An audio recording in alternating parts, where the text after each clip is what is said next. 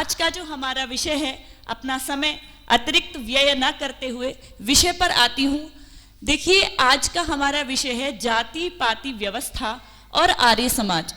आज हम लोग जो देखते हैं हमारे समाज में, हम लोग बटे हुए हैं किस रूप में कि हमें एक सार्वभौमिक रूप से तो जाना जाता है कि हम लोग हिंदू हैं, एक विश्व पटल पर जाना जाता है, या भारतीय हैं, और आप एक छोटी इकाई के रूप में कह सकते हैं हम आर्य समाजी हैं।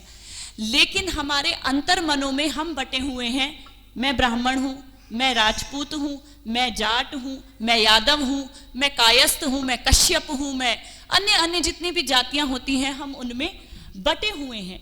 लेकिन इस विषय को हम 3 भागों में देखेंगे कि जो प्राचीन भारत था, सबसे जो प्राचीन भारत था, जो वेदों का, आरण्यकों का, उपनिषदों का, उनका आचरण करने वाला भारत था, क्या उन शास्त्रों में भी कहीं पर ऐसे मिलता है कि हाँ ये एक जनगणना हुई है कि हम ब्राह्मण थे, हम तेली थे, हम माली थे, हम सैनी थे, या फिर बीच के किसी काल में ऐसा कुछ किया गया कि हम लोगों को बांटने के लिए ये नाम दे दिए गए कि तुम ये हो, इस जाति के हो, या तुम बढ़ई हो, लुहार हो, सुनार हो, चमार हो, या जो भी जातियां चल रही हैं। तो उसके बाद हमें ये देखना है, तीसरे पक्ष में हम ये देखेंगे कि वर्तमान समय की जो स्थिति है, आज हमारे साथ जो चीजें की गई, या हमारी अनवधानता के कारण, हमारी मूर्खता के कारण जो लोगों ने हमारे साथ किया, उसका दुष्प्रभाव आज हमारे जीवन में क्या हो रहा है, और आर्य समाज का इस पूरी घटनाक्रम में क्या दायित्व बनता है। तो आप देखेंगे भारत का जो शास्त्र है, जो वेद, आरण्यक, उपनिषद है, जो रामायण है, उसमें कहीं भी ऐसी गणना नहीं मिलती। हमारे यहाँ तो शब्दकोश मिलते हैं, एक एक नाम के हजारों नाम मिलते हैं, एक जल के हजारों पर्यायवाची, पृथ्वी के, वायु के, आकाश के, हर चीज का हमारे यहाँ व्याख्या मिलती है। जिस देश के शास्त्रों में वायुयान तक का वर्णन मिला है, शैल्य चिकित्सा का वर्णन मिला है, शुल्ब सूत्र मिले हैं, यज्ञशाला, यज्ञवेदी, भवन कैसे हो, उसके शास्त्रों में ये तो मिलना चाहिए था कि ब्राह्मणों की कितनी कोटियां हैं, या क्षत्रियों की कितनी कोटियां हैं, या जातियां हैं। तो आपको मैं एक बात बता दूं, ये जो जाति शब्द है, हम अंग्रेजी में बोलते हैं इसको कास्ट, जातिवाद मतलब कास्टिज्म। ये कास्ट शब्द मूल रूप से ये अंग्रेजी का शब्द भी नहीं है, ये पुर्तगाली भाषा का शब्द है।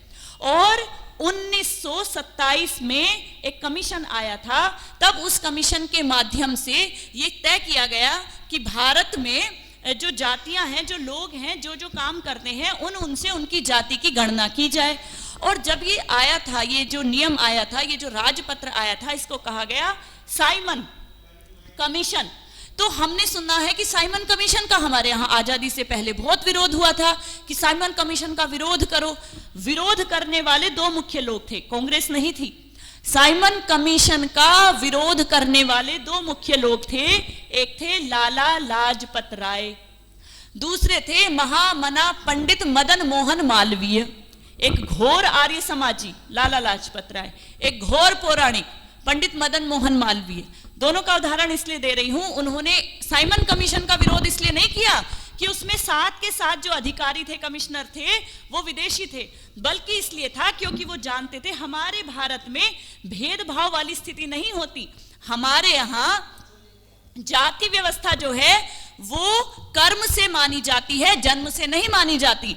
हमारे यहाँ ब्राह्मण का बेटा ब्राह्मण होगा, क्षत्रिय का बेटा क्षत्रिय होगा, या किसी निम्न जाति का बेटा निम्न जाति का रहेगा, ऐसा नहीं माना जाता था। क्यों नहीं माना जाता था? सबसे बड़ा उदाहरण है राम का जो पावन काव्य है, वो किसने लिखा है? महर्षि वाल्मीकि ने। और वर्तमान समय में जो वाल्मीकि जाति है वो किस कास्ट, किस स्केड्यूल में आती है? स्केड्यूल कास्ट में आती है, एससी में आती है। तो हमारे यहाँ वाल्मीकि जी महर्षि थे और आज वो निम्न जाति में आते हैं।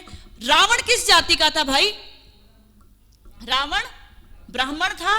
क्या ब्राह्मण था? ब्राह्मण होने से, ब्राह्मण पिता होने से, वाजश्रवा पिता होने से क्या वो ब्राह्मण था? क्या था वो? वास्तविक क्या था? अगर कोई व्यक्ति अपने कर्म से थोड़ा गिर जाए तो उसे क्षत्रिय, वैश्य, शूद्र कह दो।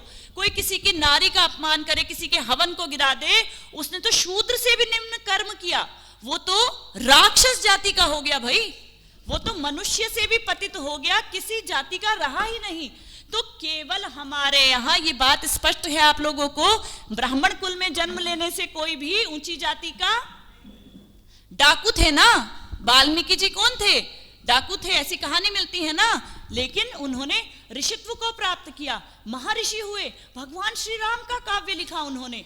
तो हमारे यहाँ जो जाति व्यवस्था थी, आज महर्षि देवदयानंद सरस्वती जी का तिथि के अनुसार जन्म दिवस है, वो व्यक्ति जिसके कारण आज हम यहाँ पर उपस्थित हैं, वो ये कहता कहता चला गया कि हमारे यहाँ जो जातिगत व्यवस्था थी वो कर्म से थी, और जन्मना हम लोग ब्राह्मण के यहाँ जन्मे तो ब्राह्मण हो गए, ऐसा कुछ नहीं है। मैं क्षत्रिय कुल में मेरा जन्म हुआ है, लेकिन मैं कर्म यजन याजन का कर रही हूं, अध्ययन अध्यापन का कर रही हूं, पूजन का कर रही हूं, तो मैं कर्म से कैसी हुई, ब्राह्मण हुई। अभी मेरे साथ कोई दुराचार करे, मैं उसका प्रतिकार करूंगी, तो वो कर्म कैसा हुआ, क्षत्रियत्व का कर्म हुआ। तो मेरे कर्म से मेरी जाति का निर्धारण होता था, ये हमारा समाज था, इस बात का आपको विश्वास करना पड़ेगा। कालांतर में क्या हुआ, हमारे देश में मुसलमान शासक आए थे, कितने वर्षों पहले आए थे, लगभग 1200 वर्षों पहले, है ना। आप लोग सब बोलते रहेंगे तो थोड़ा अच्छा लगेगा, इससे पुराने तो नहीं थे। यवन शासक आए, इस्लाम धर्म को इस धरती पर आए हुए कितने साल हुए हैं, इससे ज्यादा तो नहीं हुए। 1400 सालों का है आपका इस्लाम धर्म, उसमें भी 1200 साल लगभग पहले वो हमारे देश में आए हैं।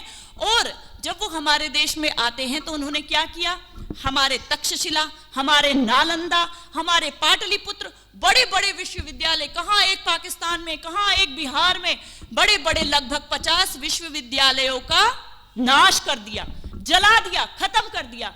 अब ब्राह्मणों को क्या लगा, जो पढ़ रहे थे, ब्राह्मण मतलब वो नहीं, मैं बार बार नहीं दोहराऊंगी, ब्राह्मण मतलब जो पढ़ रहे थे, यजनम याजनम तथा अध्ययनम अध्यापनम, जो पढ़ने पढ़ाने का, यजन याजन का काम करता था, उस बुद्धिजीवी वर्ग को ये लगा, अगर ये शिक्षा, ये यवन शासक हमें अपने बच्चों को नहीं पढ़ाने देंगे, हमें योग्य बच्चों को नहीं पढ़ाने देंगे, तो हम इस परंपरा को, इस वेद की संस्कृति को जीवित कैसे रखेंगे। तो उन्होंने क्या किया, अपने घर में अपने बच्चों को ही वेद, उपनिषद, आरण्यक आदि जितने भी वैदिक ग्रंथ थे, सनातन ग्रंथ थे, जो परंपराएं थी, उनको पढ़ाना शुरू कर दिया। अब जिन लोगों को ये शिक्षा नहीं मिली, जो लोग इसे पढ़ नहीं पाए, ये दोष उनका नहीं है कि वो निम्न हो गए, जिनको शिक्षा का अभाव था उनकी गलती नहीं है, जिनके कारण ये हुआ, जिन्होंने ऐसा वातावरण यहाँ पर दिया, उसके कारण कुछ लोग शिक्षा का अभाव में आ गए। अब इसका दूसरा उन्होंने क्या उपाय निकाला, उन्होंने ये निकाला कि देखो, मैं ना सुनार का काम बड़ा अच्छा करता हूं, गहने अच्छे बनाता हूं, तो मैं अपनी ये शिक्षा अपने बच्चों को दे जाता हूं। मैं लुहार का काम अच्छा करता हूं, मैं एक संगठन बना लेता हूं, ग्रुप में हम लोग रहते हैं और अपने बच्चों को लोहे का काम सिखा जाता हूं, शिल्प का कार्य सिखा जाता हूं, आदि अन्य जितनी भी कलाएं थी, लोग अपने अपने अपने अपने संगठनों में रहने लगे और एक ग्रुप बनता चला गया। आप ये बात कह सकते हैं कि हमारे यहाँ महाभारत में हमें वर्ग भेद देखने को मिलता है, महाभारत में इस तरह का भेदभाव देखने को मिलता है, लेकिन वहां पर भी कहीं से जाति व्यवस्था कर्म के अनुसार ही थी, जन्म के अनुसार नहीं थी। आचार्य जी भी आ गई हैं, आपको सादर नमन करती हूं। तो हमारे समाज में, हमारे परिवारों में, भारतीय संस्कृति में कभी भी जो व्यवस्था थी, हमारे जो लोग थे, ऐसा कहते हैं, जेएनयू में नारे लिखे हुए मिलते हैं, क्या लिखा हुआ मिलता है, ब्राह्मणों भारत छोड़ो। ये तो बहुत बड़ी बात है अपने आप में कि जेएनयू में ये कह दिया गया ब्राह्मणों भारत छोड़ो। तो क्या ब्राह्मण निम्न जाति के लोगों से नफरत करने लगे? क्या ब्राह्मणों ने ये कहा अब हम जो एससी कैटेगरी में आते हैं उनसे नफरत करते हैं, उनके साथ कोई संबंध नहीं रखेंगे? ये हमारे रक्त में ही नहीं है, हमारे खून में ही ये नहीं है कि हम ऊंचे हैं तो हम भेदभाव करेंगे। आप भारतीय संस्कृति में शिवालय में चले जाइए, विष्णु मंदिर में चले जाइए, देवी के मंदिर में चले जाइए। मैं कह रही थी हमारी अवधानता के कारण क्या हुआ, हम लोग किसी भी मंदिर में चले जाते हैं, कोई भेदभाव नहीं।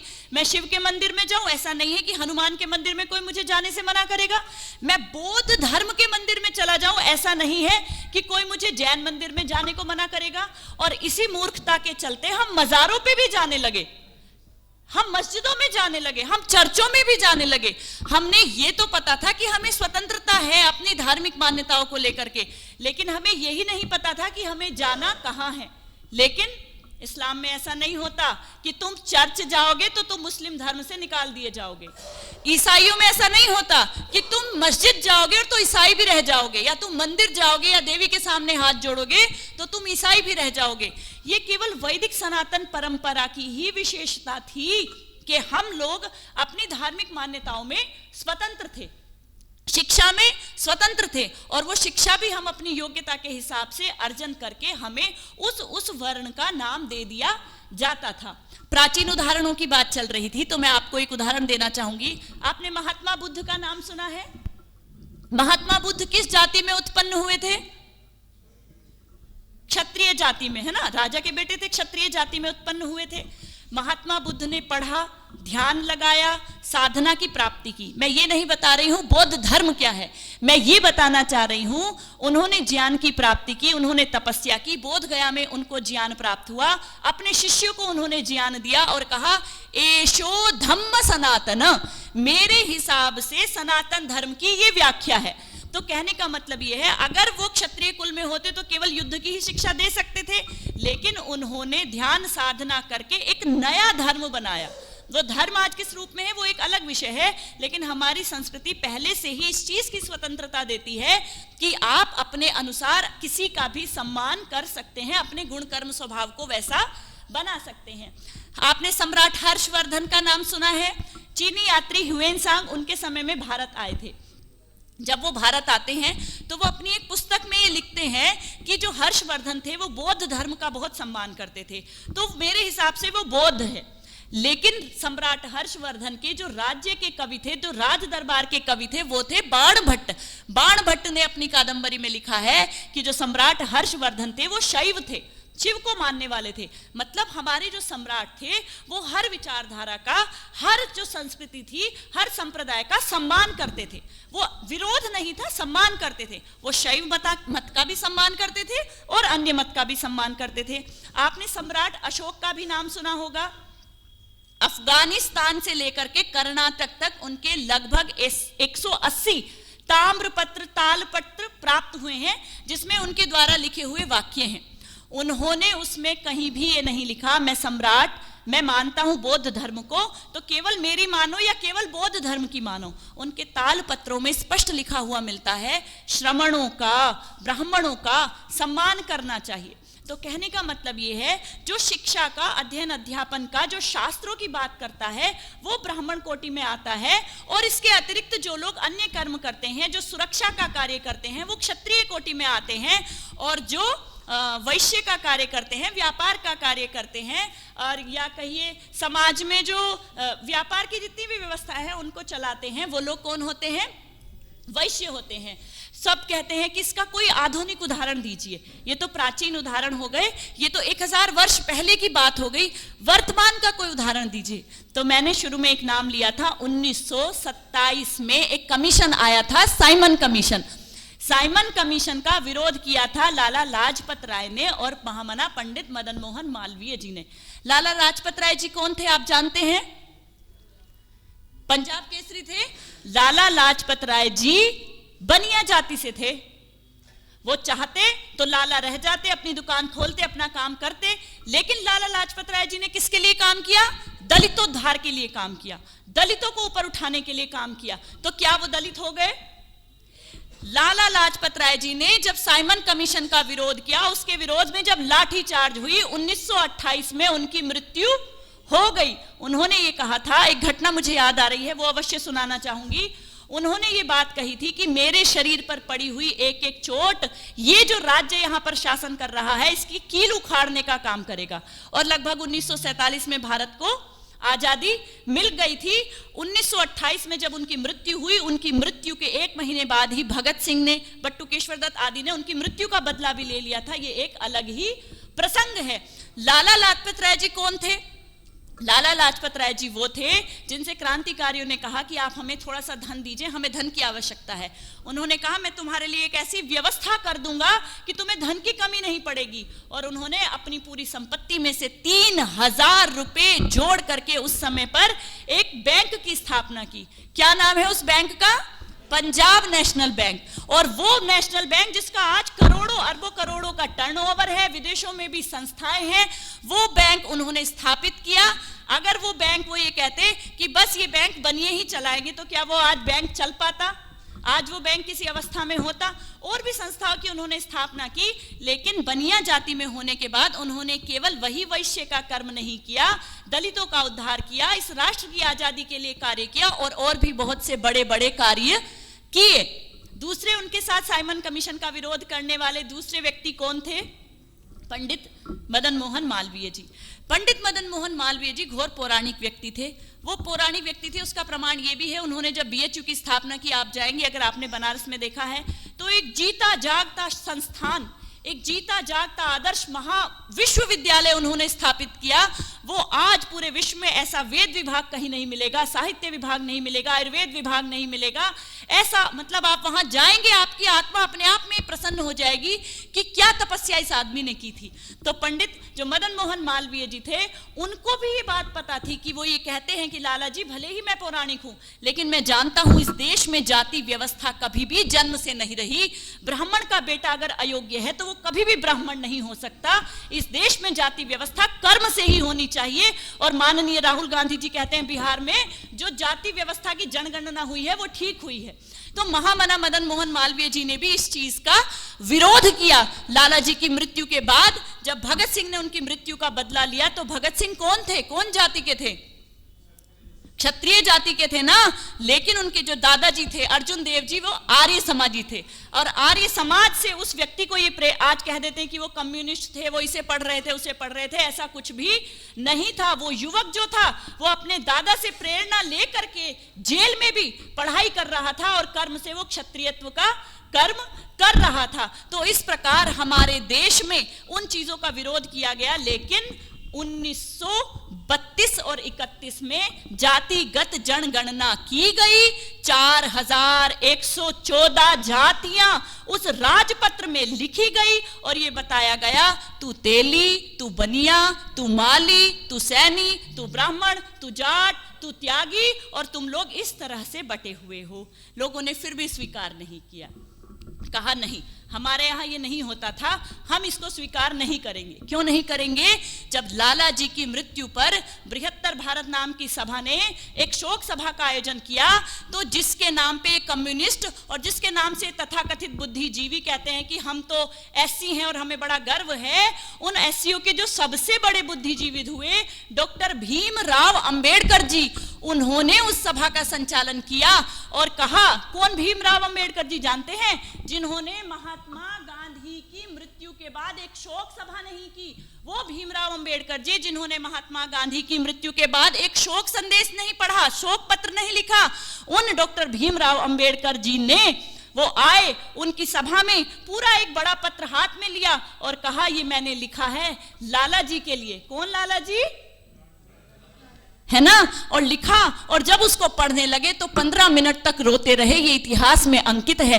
15 मिनट तक रोते रहे और कहा मेरा इतना साहस नहीं है कि मैं इसको पढ़ सकूं। और अंत में एक पंक्ति बोली कि मैं नास्तिक हूं, मैं डॉक्टर भीमराव अंबेडकर, मैं नास्तिक हूं, लेकिन आज दलितों का भगवान मर गया।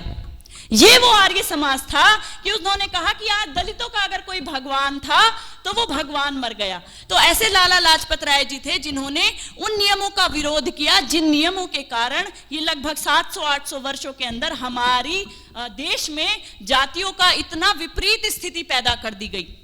धीरे धीरे अंग्रेज चले गए, कांग्रेस के हाथ में सत्ता आ गई और कांग्रेस ने जो भी चीजें जातिगत व्यवस्था को इस तरह से बांटा कि जो चुनावी जो लाभ है वो मिल सके, वोट आदि का लाभ मिल सके और हम लोगों के बीच ये भेदभाव इस प्रकार से बीज बो दिया गया।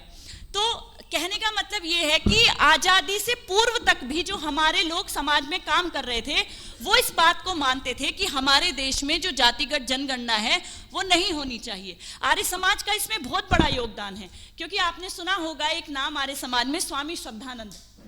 ये नाम सुना है?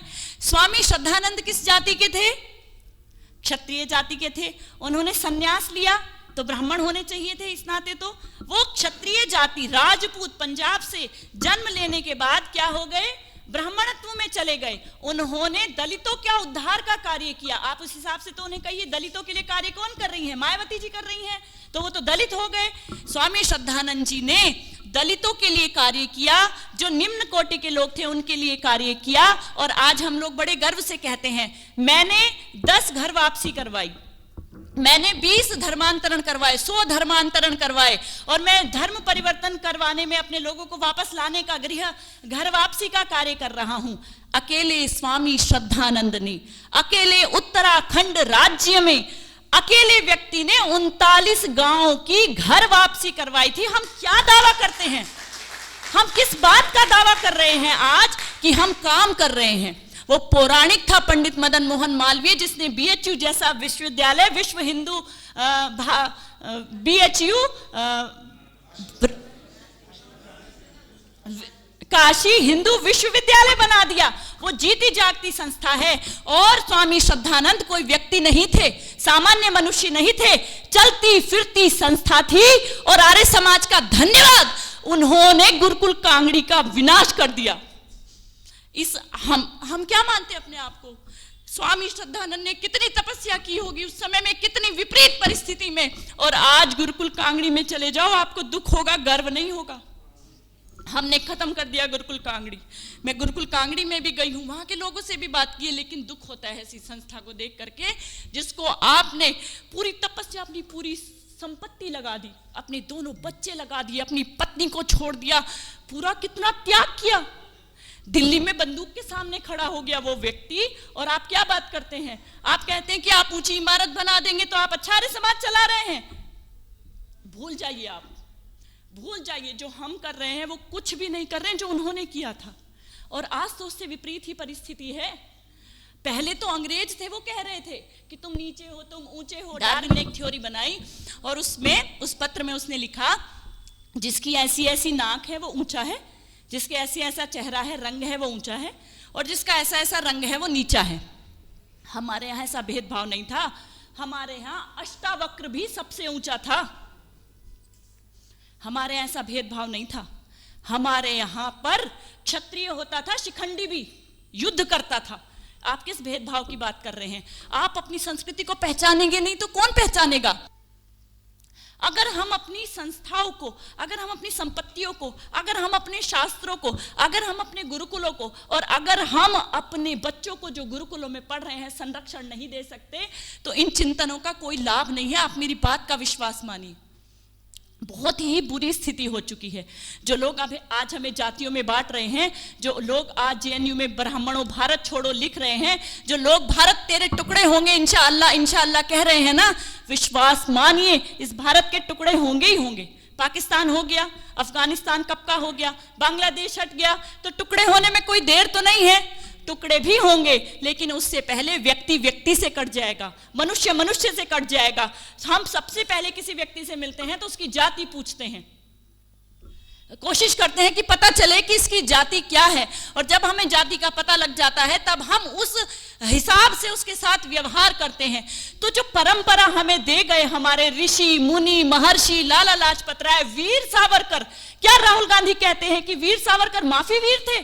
अगर आप कहें कि वीरता की, जो क्षमता की, शक्ति की कोई मूर्ति है, वो वीर सावरकर थे, जिन्होंने दलितों के लिए इतना काम किया। आज हमारे महापुरुषों को टारगेट करके हमें ये दिखाया जा रहा है कि वो कुछ नहीं थे, लेकिन हमें अपने शास्त्रों से, हमें अपने ग्रंथों से ऊपर उठ करके वो इतिहास भी पढ़ना होगा, उन लोगों का परिचय भी पढ़ना होगा, ये भी जानना होगा कि हमने अपनी कितनी संपत्ति खराब कर दी केवल अपने गर्व के कारण, घमंड के कारण, नकली व्यवहार के कारण।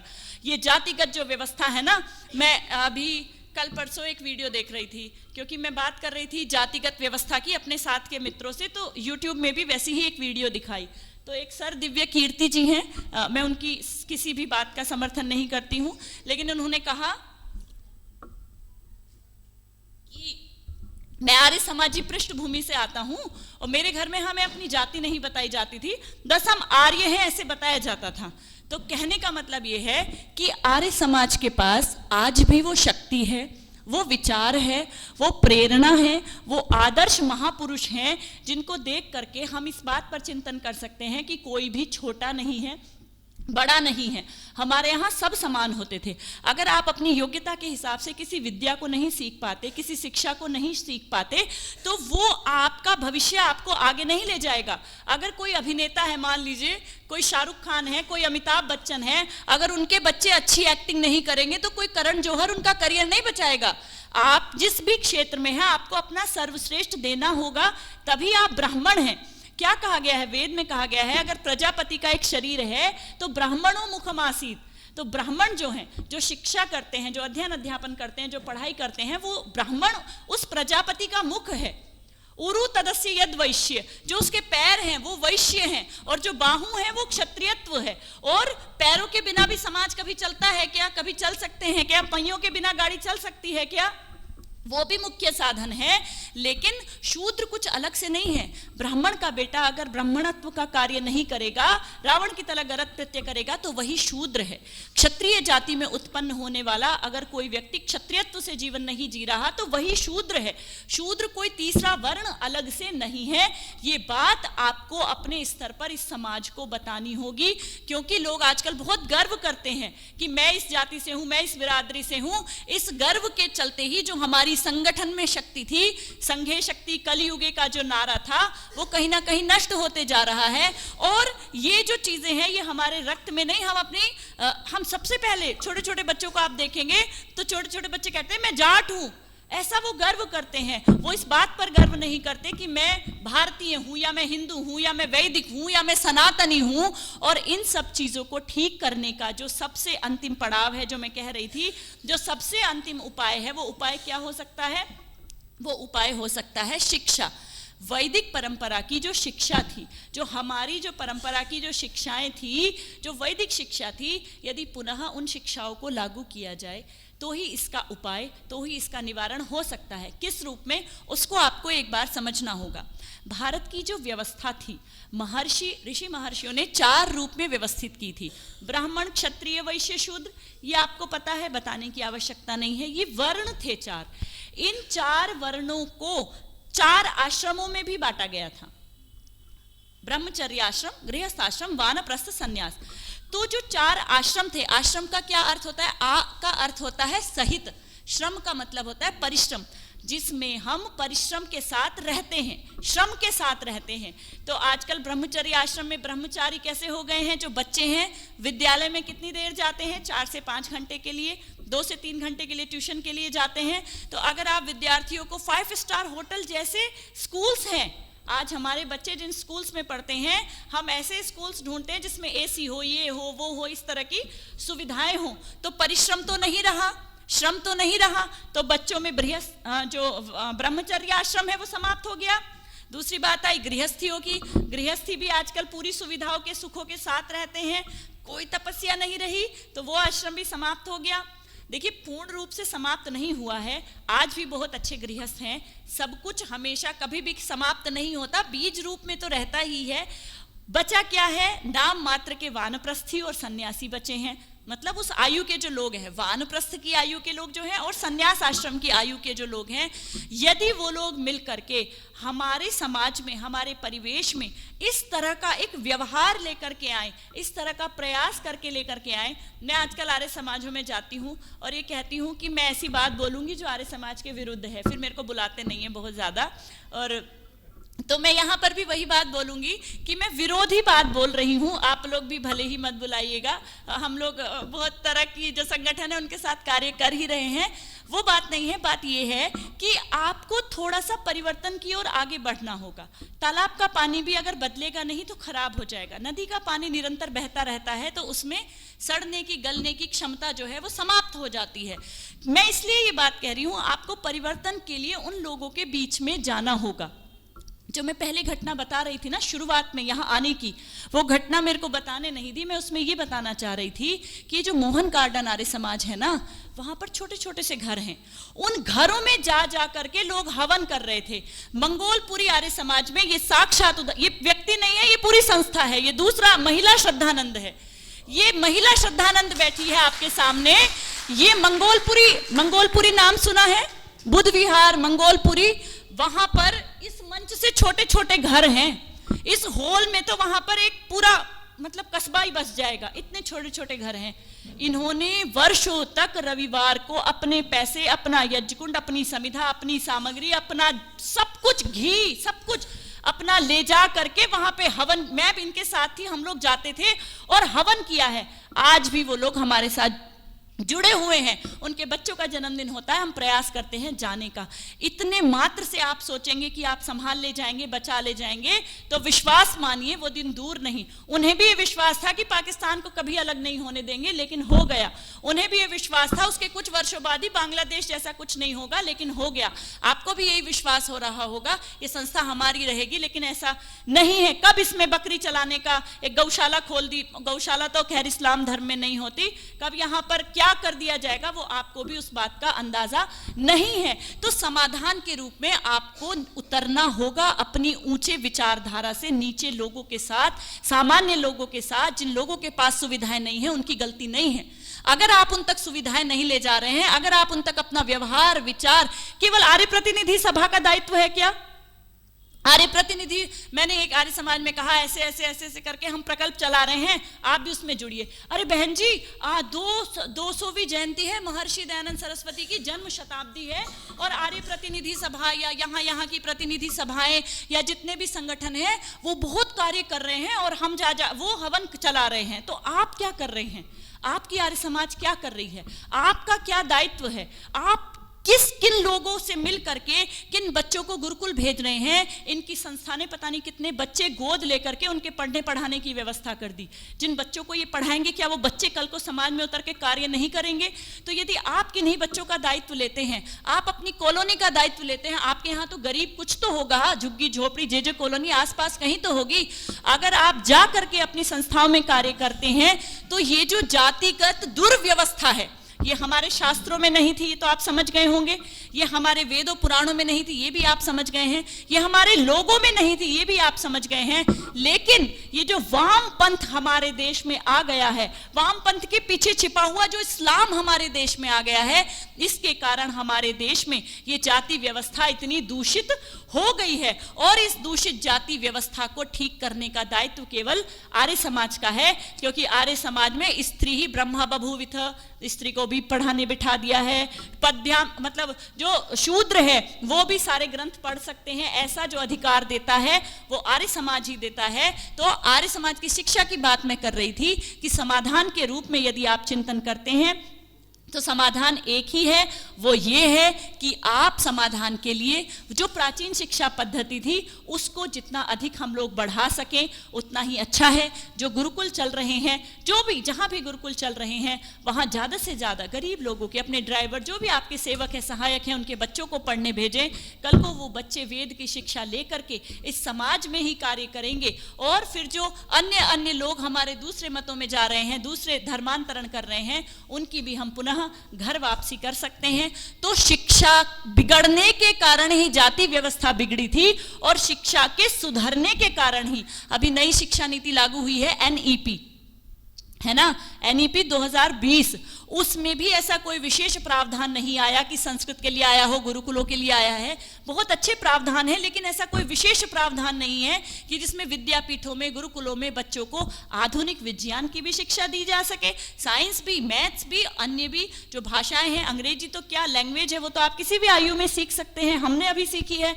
तो वैदिक शिक्षा की ओर यदि हमारे बच्चे बढ़ेंगे, हम लोग बढ़ेंगे, तो हमारे इस तरह के जो कार्यक्रम हैं वो करने भी सफल होंगे, सार्थक होंगे। और आप सभी ने इतने ध्यान से मेरी बात सुनी, आशा करती हूँ समय भी लगभग हो ही गया होगा। आप सभी का बहुत बहुत धन्यवाद, आप सभी का बहुत बहुत प्रणाम, आप सभी धन्यवाद। नमो नमः।